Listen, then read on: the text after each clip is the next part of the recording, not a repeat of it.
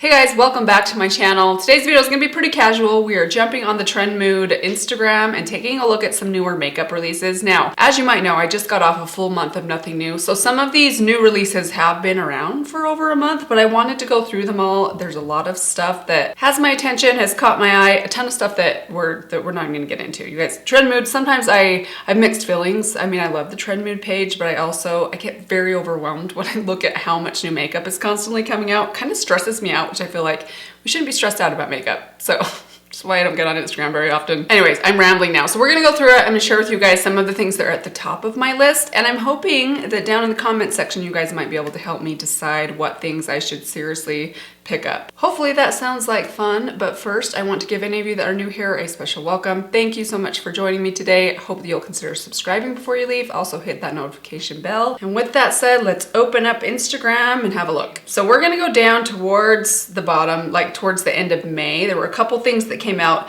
two things specifically that I'm very interested in, but I don't want to buy them both. These are both eyeshadow palettes. First off is the Anastasia Beverly Hills Cosmos palette. I know this one's been out for a couple of months. It was on my radar before I went into my full month of nothing new, and I hadn't quite decided yet if I wanted to pick it up. I'm still kind of on the fence with this one, you guys. Have you tried it out? It looks like kind of an interesting color story. It looks unique and different than what I'm kind of used to picking up, but I don't know that it's very me. I mean, it has like a pastel blue in it, which I think is kind of strange. I don't know, maybe it's not a blue. It looks kind of like more of a silvery sort of sparkle. A lot of rich, deep mattes. It has a couple of duochromes. This one looks interesting to me, but I have a feeling I'm not gonna love this as much as I loved the Nouveau palette or even the Rose Metals palette. And it's pretty pricey, $55 for just 12 shades.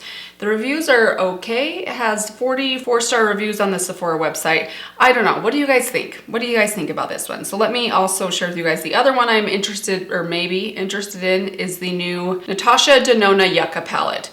This color story also looks interesting and curious. The reviews on this one are much better. It got 450 5-star reviews, like nearly 5 stars. Looks like it's maybe like 4.9. Kind of interesting. This one actually kind of reminds me of like a cross between the Bronze palette from Natasha Denona and the Tribe palette from Juvia's Place, which I love that palette. There are some shades in there that are kind of outside my comfort zone that I don't reach for on a regular basis. I'm specifically thinking of like lime greens. There are a couple of lime-ish greens in here. Interesting, probably not like everyday wearable, but that said, there's also a lot of neutrals in here.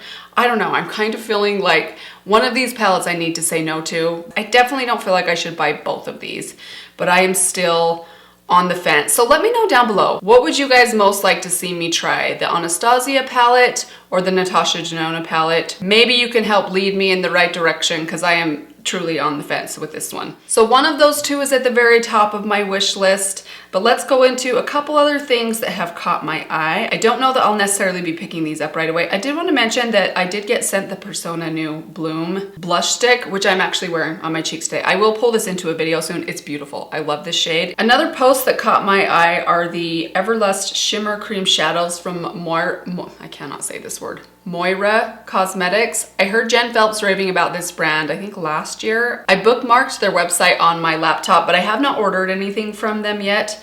I don't even know that I specifically want to try these. Cream shadows and me typically don't get along super well, or we just don't. I end up not using them very much unless they're Sydney Grace's cream shadows, but these do look really pretty. The shades look really soft and neutral and very shimmery. So let me know, maybe that's a brand I'll have to put on my legitimate wish list and try to give them a try this year. Okay, I saw they have these trio stacks from Sephora brand. These look super cute, specifically the pink one. I think the pink one is the one that I would most likely purchase. They're giving me a Kaja Beauty vibes. I'm wondering if they're similar to this, but they look bigger, like they look fatter. I don't know, I'm very curious to see these in the store. Usually Sephora collection stuff is pretty affordable, so I'm curious how these compare price-wise to the Kaja ones. But the packaging looks really cute. I think the color story of the pink one, which is Pink Power, I think looks really, really pretty. So we'll see, maybe that's a candidate for my money.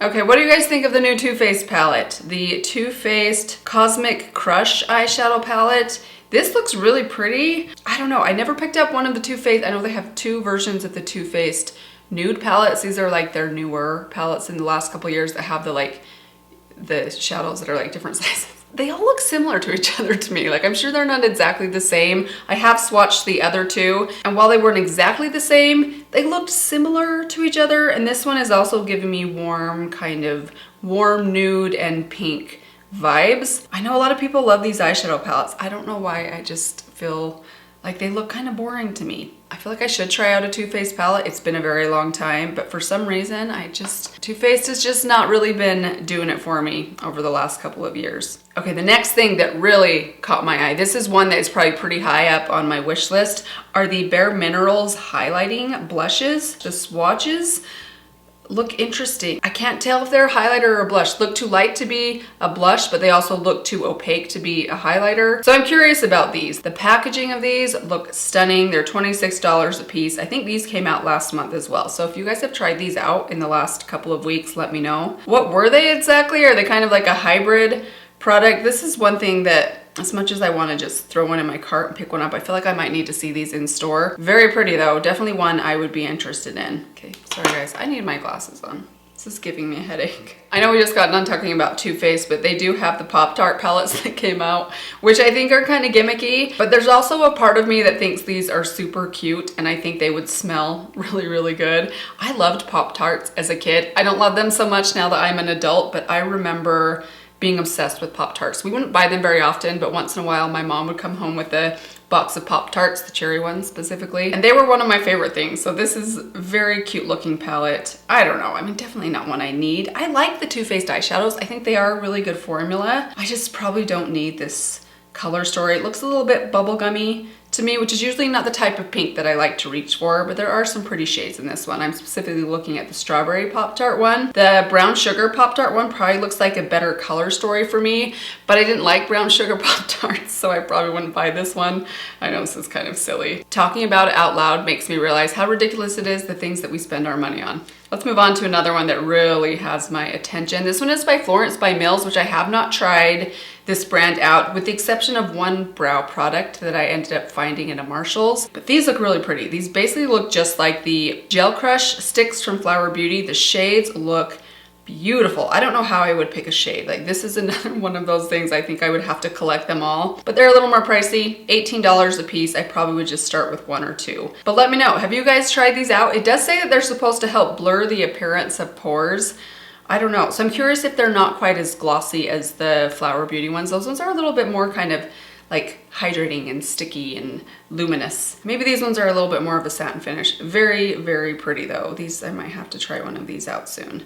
Ooh, Patrick Ta has come out with a couple more shades of their blushes, and there's one in here that particularly looks gorgeous to me. It's the She's Flushed one, which is a deep peachy pink. This looks beautiful. I love my Patrick Ta She's So LA blush, which is kind of like a blush slash bronzer. That specific shade is like almost more of a bronzer shade, but it has a bit of a rosiness to it. It's beautiful. This one I think would be a fun addition. The pink one looks really fun too. I just know I wouldn't use that one as much. Oh gosh, the berry one, probably too dark for me, but that looks gorgeous for fall. I love those. I love the cream powder kind of hybrid mix. I did just find something that has got to come home with me if this is not sold out yet. It is the Natasha Denona Mini Starlit palette. This looks beautiful. The color story of this looks so pretty. I hope they still have it available. This is definitely maybe the first thing that I'll order. I might actually just jump off this video and order this one right away and then wait for you guys to tell me which of the larger palettes to get. Such a pretty soft color story. I love that like purpley gray shade